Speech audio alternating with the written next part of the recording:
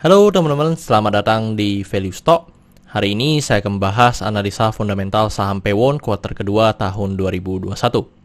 Oke, ini disclaimer-nya, yang pertama ini merupakan sharing analisa fundamental, bukan ajakan beli, jual, ataupun hold suatu saham, dan keputusan investasi ada di tangan teman-teman selaku investor. Yang ketiga, dari analisa fundamental ini bisa dijadikan referensi untuk analisa saham-saham yang teman-teman miliki. Oke, pertama-tama kita masuk ke bisnis model dari saham Pewon ini. Untuk kegiatan usahanya bergerak di bidang usaha properti, jadi untuk sumber income-nya berasal dari penjualan atau sewa propertinya. Untuk segmen usaha atau marketnya di Indonesia, terkait kasus hukum saya membuat video ini, saya tidak menemukan adanya kasus hukum yang terkait dengan Pewon. Untuk kepemilikan saham dimiliki oleh Pakuwon sebesar 68,68%, dan untuk masyarakat memiliki sebesar 31,32%. Dan kita bisa lihat dari segi pendapatannya, untuk secara kuartal kedua mengalami kenaikan sebesar 25%, dan saya asumsikan kuartal keempatnya memiliki kinerja yang sama dengan kuartal kedua, maka sampai akhir tahun akan mengalami kenaikan sebesar 25%. Dan di bawah ini teman-teman bisa lihat itu adalah recurring income-nya. Untuk recurring income dari saham Pewon ini untuk kuartal kedua sebesar 54%, dan untuk 2020-nya di 57,8%. Dan untuk dari segi net profitnya mengalami penurunan, dan penurunannya sebesar 3,7%. Dan saya asumsikan kuartal keempatnya memiliki kinerja yang sama dengan kuartal kedua, maka sampai akhir tahun akan mengalami penurunan sebesar 0,1%. Terus untuk dari segi aset juga mengalami kenaikan, dan kenaikannya sebesar 9,4%. Untuk dari segi utangnya juga mengalami kenaikan, dan kenaikannya sebesar 23,9%. Dan untuk dari segi modal juga mengalami kenaikan, dan kenaikannya sebesar 2,3%. Dan teman-teman untuk di saham sektor di properti, kita perlu juga memperhatikan namanya lembengnya. Jadi untuk dari saham Pewon ini memiliki lembeng sebesar 465 hektar, dan mayoritas itu ada di Surabaya. Dan teman-teman kita juga bisa lihat dari summary laporan keuangannya dari 2014 sampai 2021. Di sini saya akan banyak membahas tentang rasio keuangannya. Yang pertama adalah NPM atau Net Profit Margin.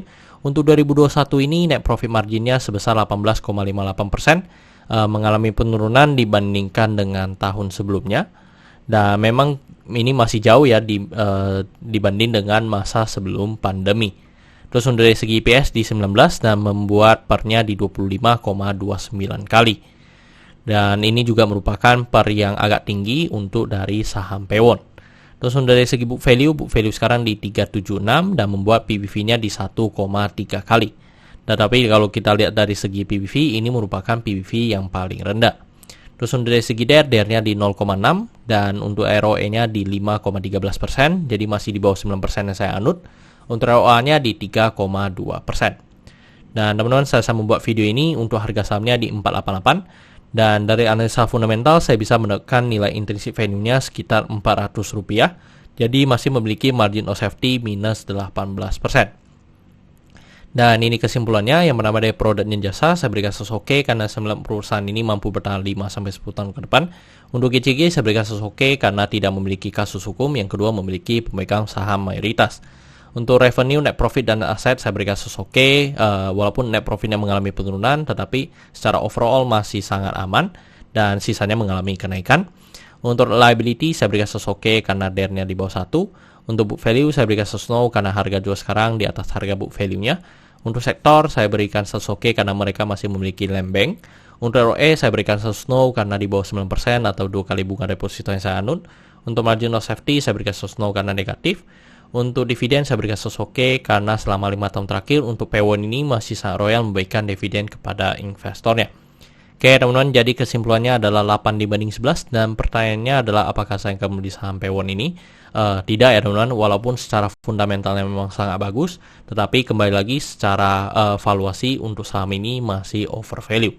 Jadi saya sudah tidak tertarik untuk investasi di saham Pewon ini.